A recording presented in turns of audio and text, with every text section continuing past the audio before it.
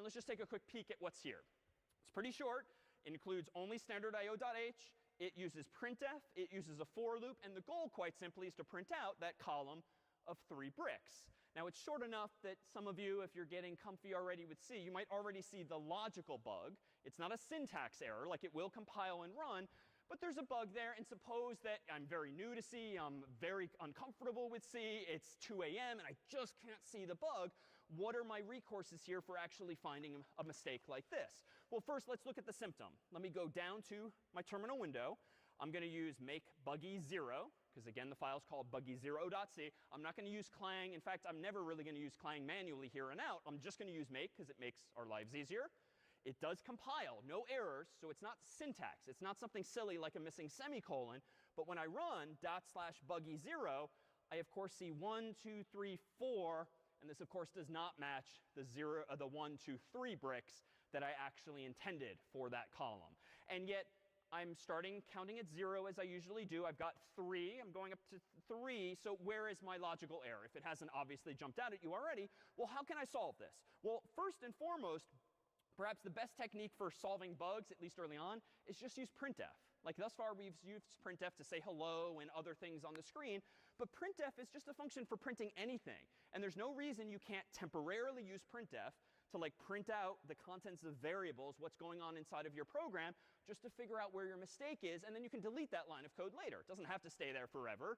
So let me do this. Instead of just printing out in VS Code the hash symbol, let me do a little safety check here and print out the value of I. So let me go ahead and say something like I is.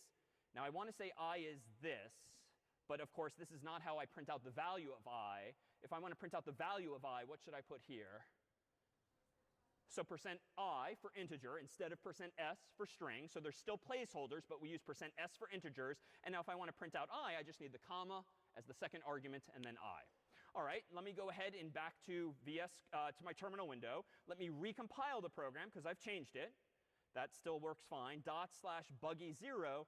And now, let me increase the size of my terminal window here. You just see some diagnostic information, if you will. Like, this is not the goal. This is not what you should be submitting for this homework problem were it one. But it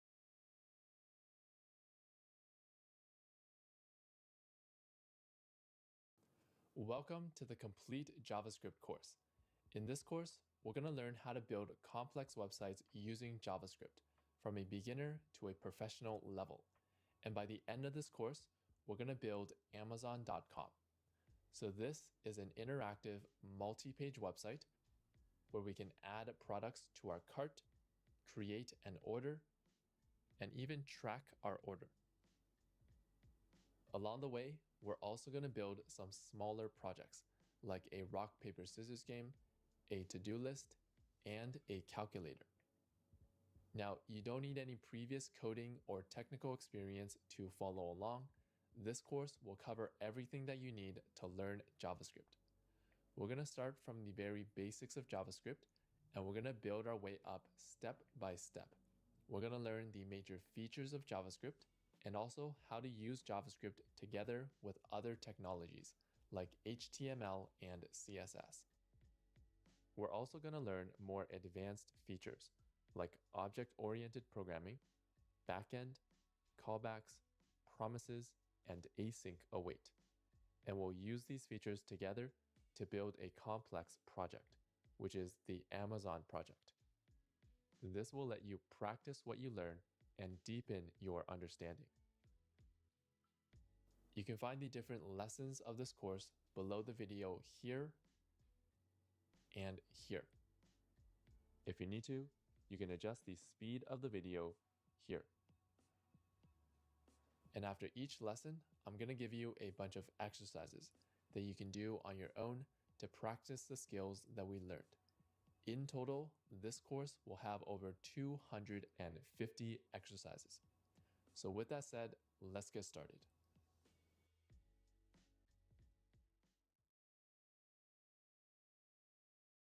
Before we begin, if something in this course is not working properly, make sure to check the first comment below the video for a list of solutions.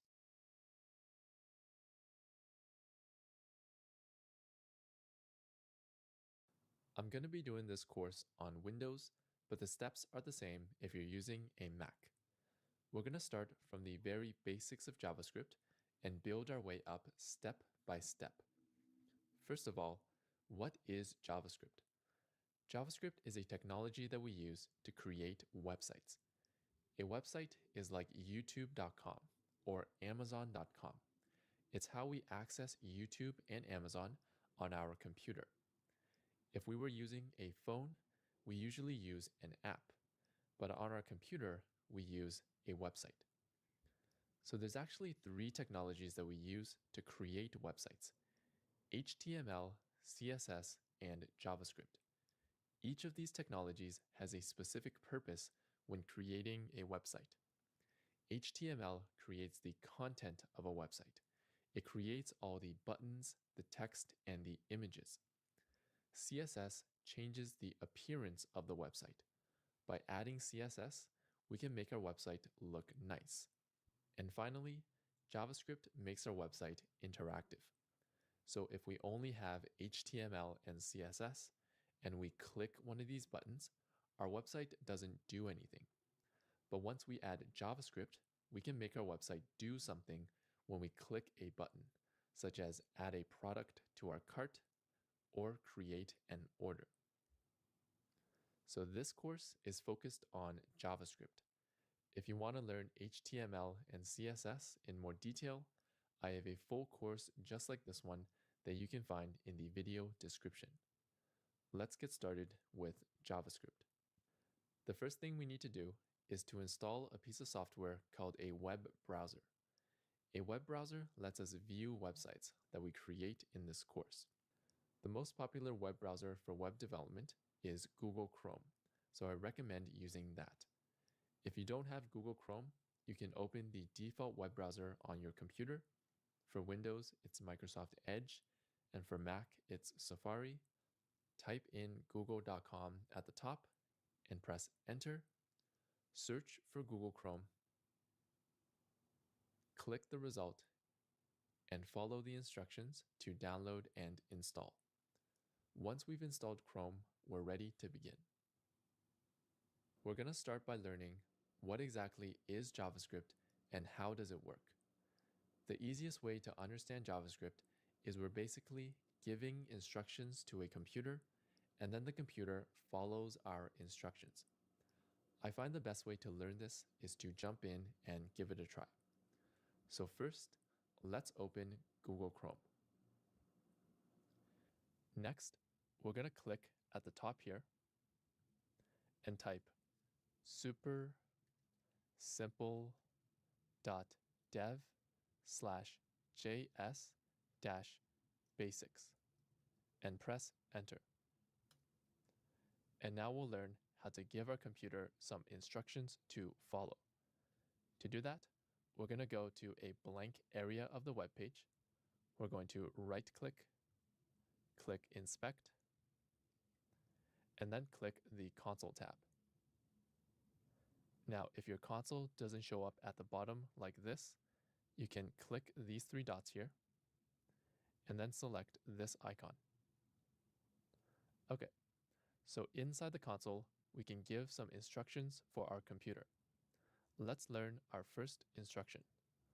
We're going to type here, and we're going to type alert, open bracket, single quote, hello, single quote, close bracket, and semicolon.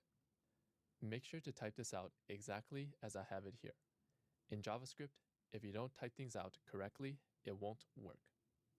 So this is an instruction to create a pop-up with the text hello inside. To get the computer to follow our instruction, we can just press enter.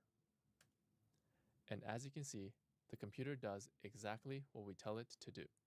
It creates a pop-up with the text hello inside.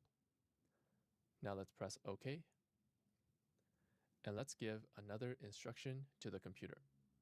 So we're going to type here again, and we're going to type alert again, open bracket, single quote, but this time we're going to type a different message in the pop-up.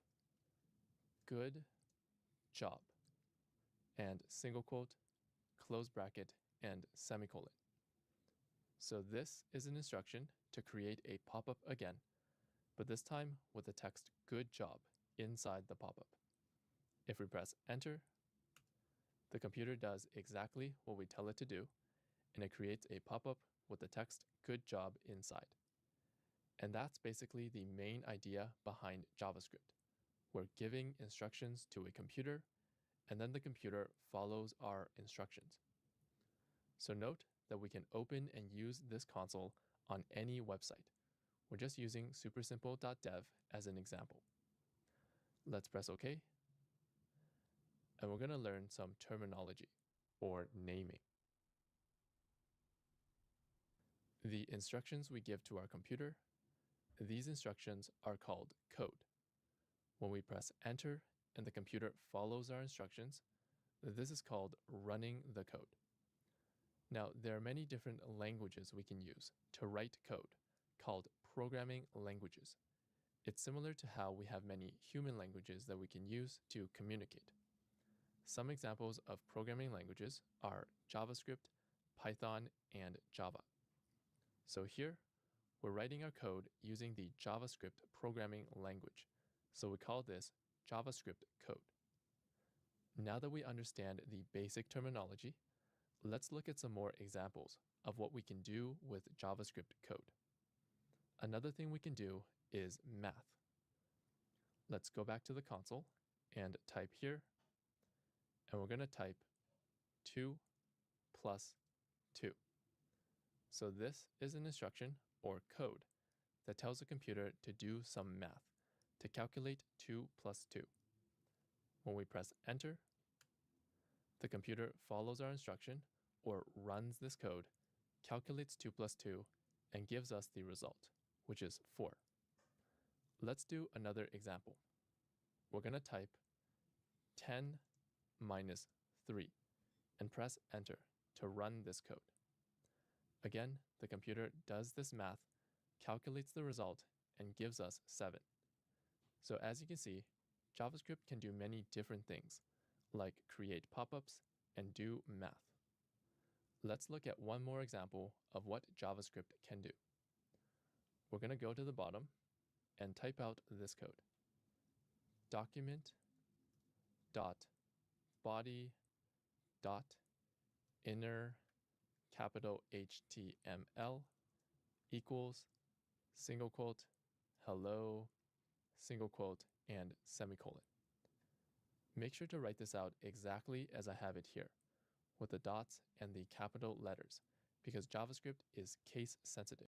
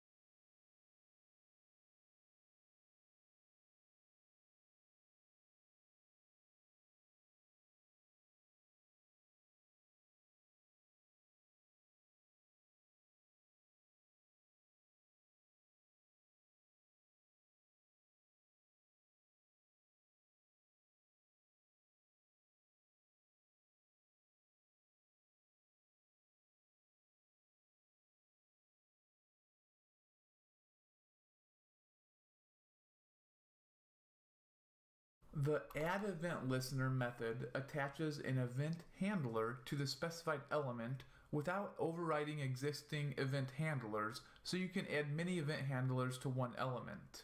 So here's the syntax.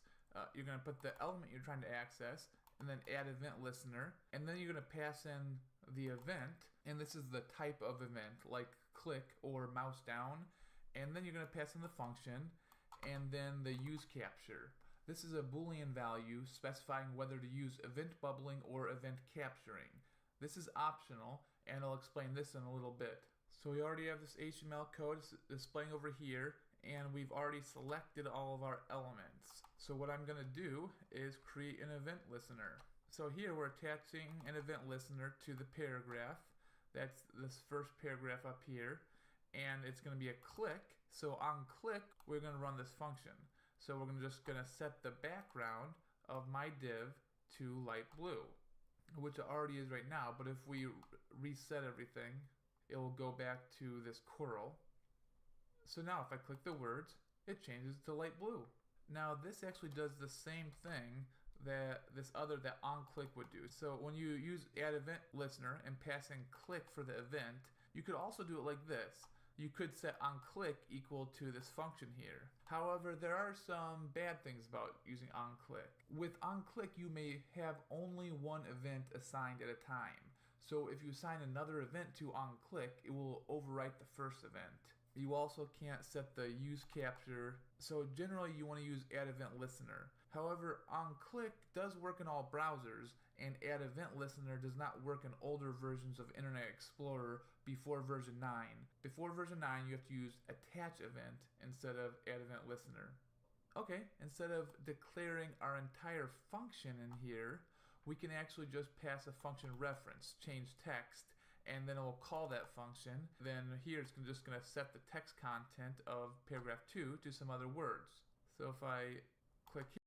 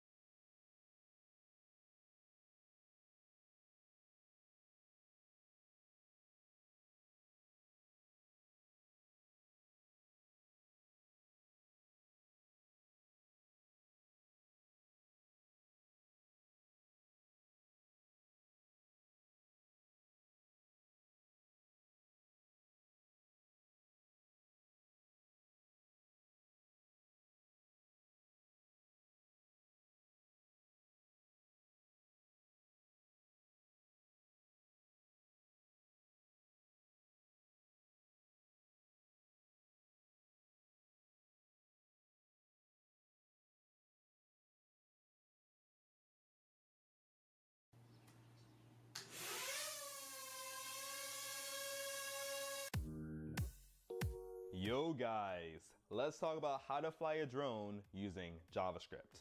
So yesterday I went out and I bought this drone called the Tello. And this is apparently a very popular hobbyist drone. It has a very simple open API that you can interface with using Wi-Fi and UDP packets. And it's very cool. So basically what I want to do is I want to create a simple JavaScript application that allows me to control this through Wi-Fi and fly this around. So here's what the architecture is going to look like. So on one side, we're going to have our drone. And on the other side, we're going to have an application that talks to our drone. Now this application is going to send commands to the drone to tell it what to do. Now there's an SDK defined about what commands you can send, and I'll link that in the description and on my website, so definitely check that out. But we're going to send commands like take off, land, left some number, right some number, and rotate. We're going to use Node.js in order to do this. Node.js is a runtime environment for server-side JavaScript, so basically it allows you to run JavaScript on your desktop outside the browser.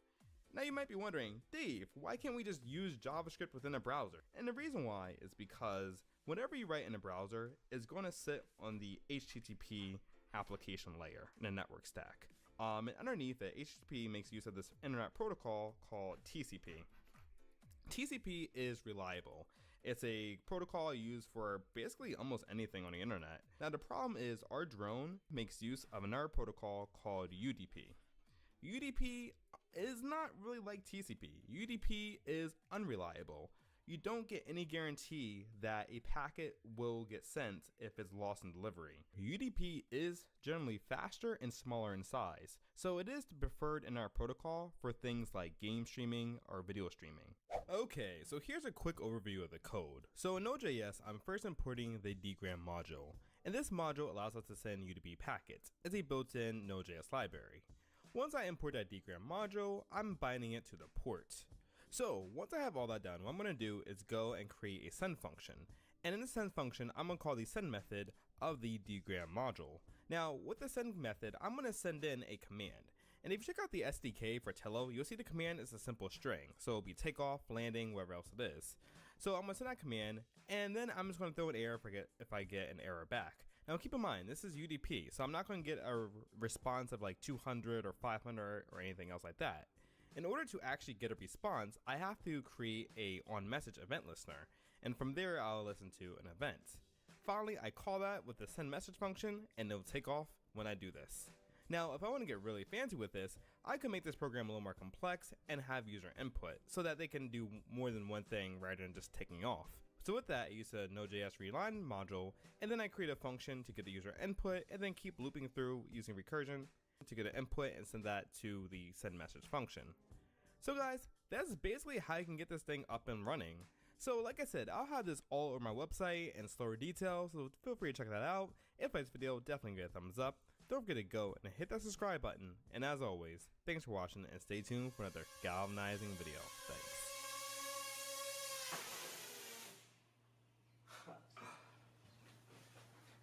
Nice.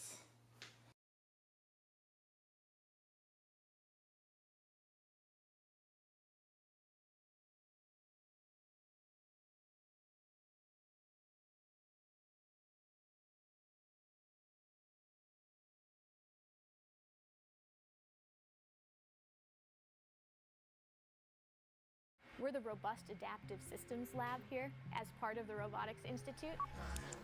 So we're interested in looking at the questions of robustness for systems and adapting systems as they execute online in order to take care of real-world constraints. My work as a PhD student has been looking at online planning and controls for multi-robot systems. I think that there are going to be a lot of applications where people want to use multiple robots at a single time, for example, for inspection purposes or for disaster recovery.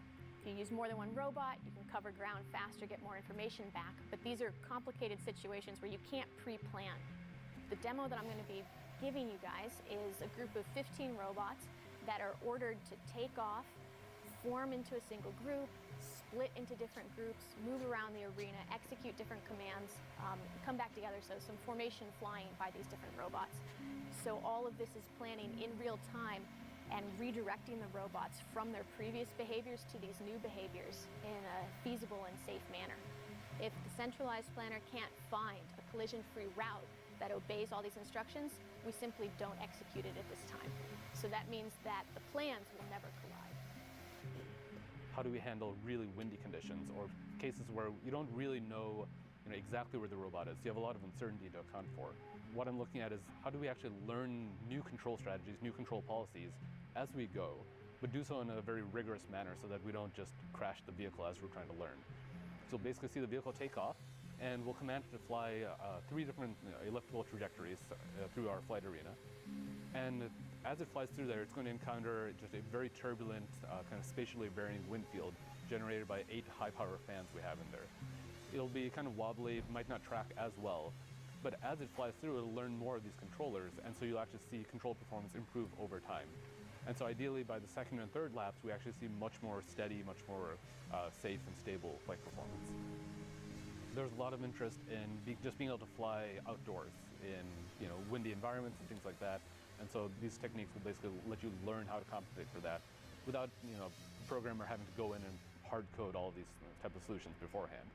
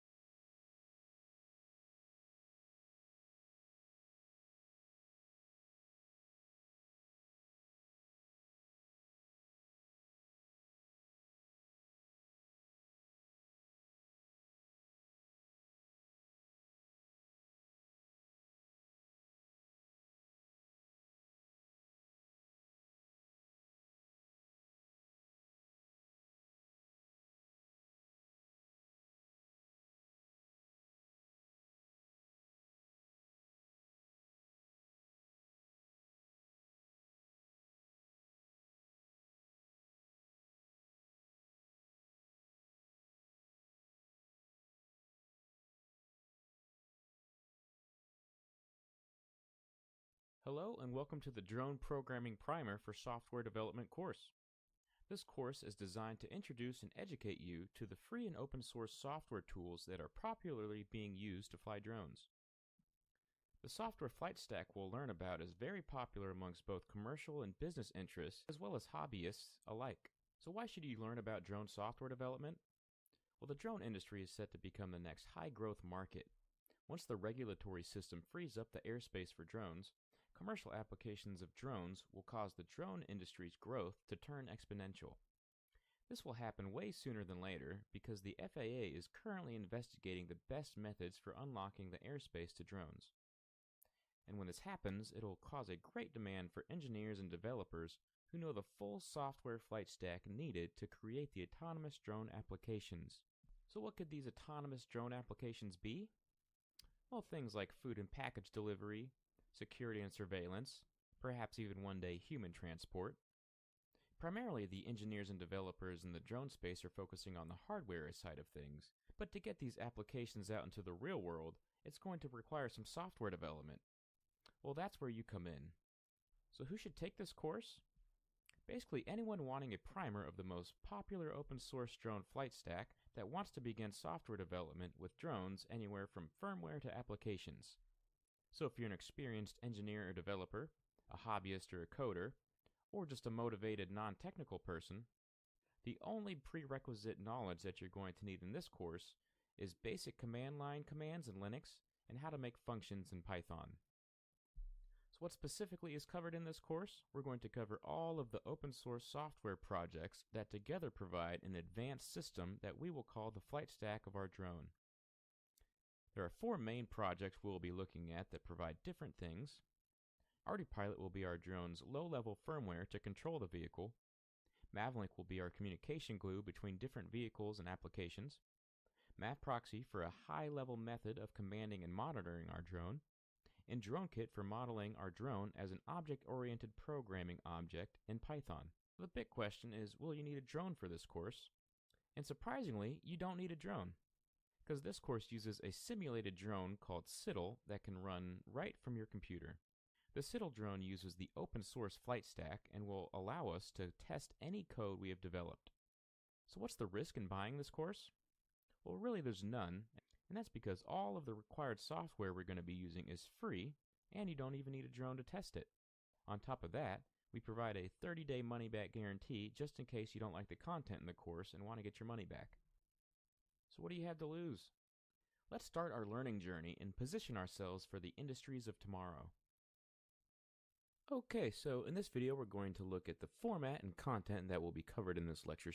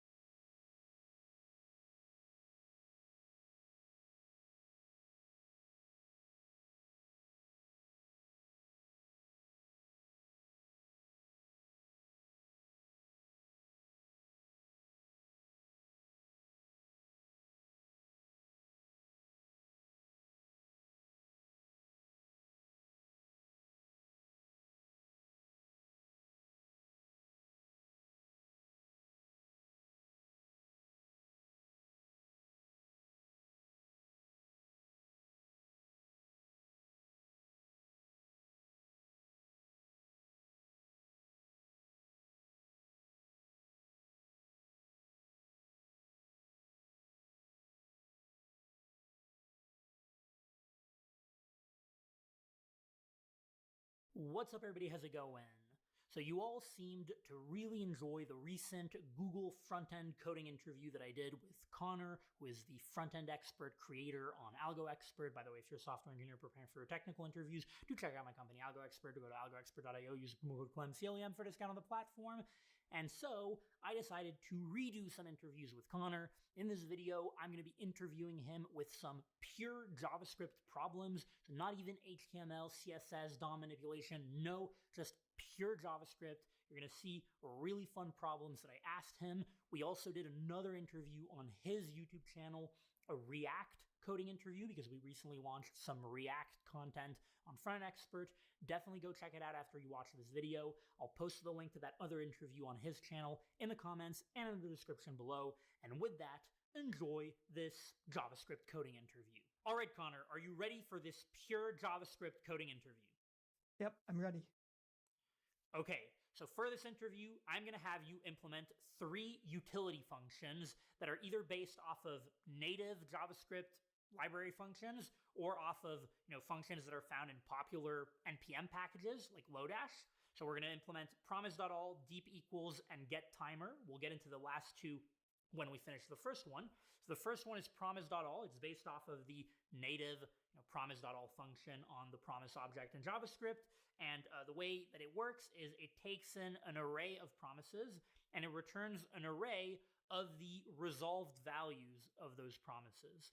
The resolved values should be in the order that the promises are taken in the input. And the promise.all should resolve once all of the promises that were consumed have resolved. And it should reject if any one of the promises rejects. Okay, sounds good. So basically just the native promise.all function. Exactly. Okay, so let's delete this code first of all.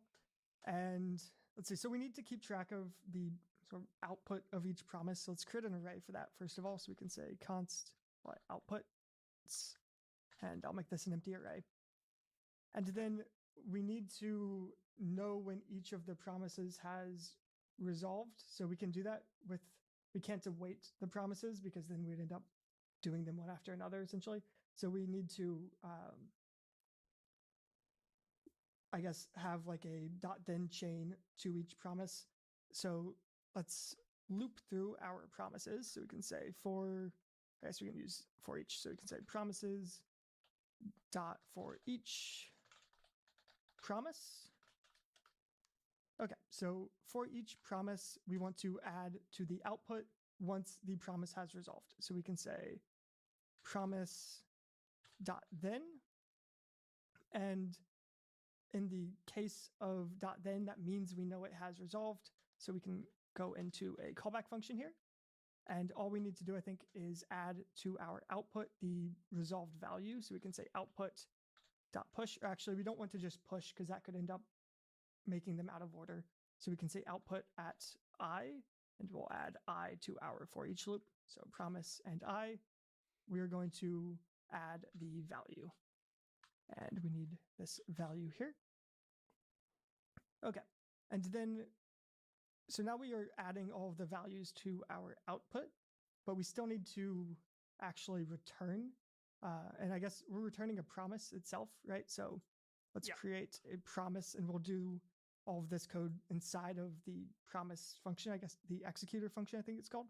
So let's say return new promise, and the promise constructor takes in a function with the resolve and reject function. Okay. And we can pass in all of this code inside of this function. Oh, I messed up the indentation when I did that. Let's tab that over. Okay, so now we create this promise, and we need to, after the last one of these has been added to the outputs array, we want to actually return, or we want to resolve the promise. So the way we can do this, we can't just check outputs.length because we could be adding things like at the end of the array. So like if the first one to resolve is the last promise, then the length of that array is going to update. So we need a counter. So we can say let, we can call it settle promise counter equal 0. And whenever we settle a promise, or I guess resolve a promise, we will increment this counter. So we can say settled promise counter plus plus. And now if we have resolved all of the promises, so if settled promise counter is the same as promises.length, so if we have resolved all of the promises, then we want to resolve our main promise. So we can say resolve, and we will pass in the outputs array. And then you said in the case that any of the promises rejects, the whole thing should reject. So we can add a catch block down here. So let's say dot catch, and we can just call reject. So this will reject with the first rejection message, I guess. Yep. Yeah, I think this should work. Okay. Do you think you might have a bug or perhaps a typo in your code? Oh, since you're saying that, I'm sure I do. Well, let me try running the code, and I'm sure I'll find the typo when I do that. So Okay. Promise.all needs to take in an array of promises. So I'll come to the sandbox and say const promises is going to be equal to an array, and I'll just do promise. I'll just pass in promise.resolve 2 here, so it'll just already be resolved.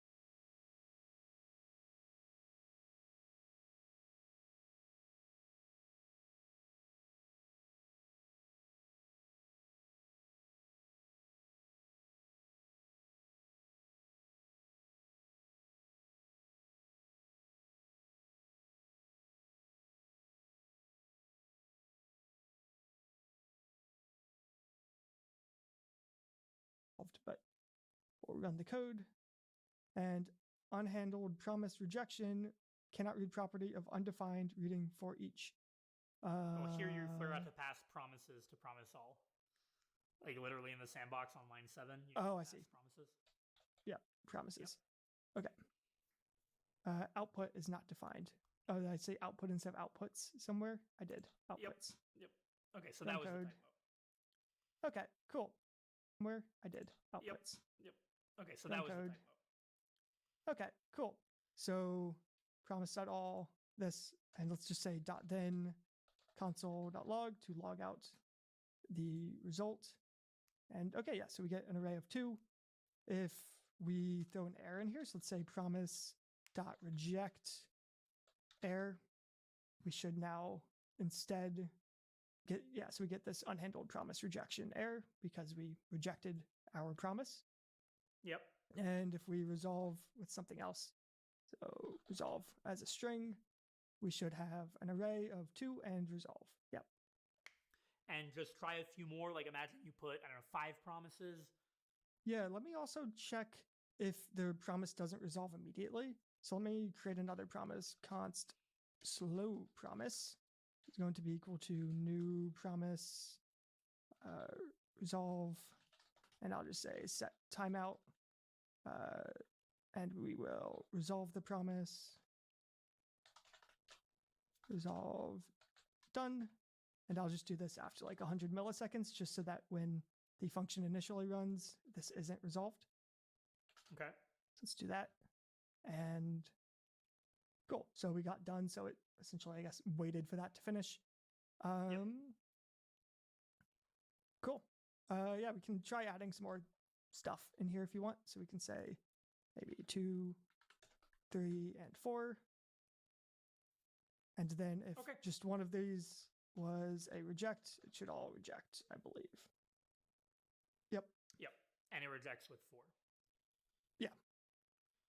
Okay, perfect. So I think that about wraps up the first problem. So now let's move on to the second one. I think you can basically delete this entire code. You don't have to keep it in the code editor. The promise all code, just delete the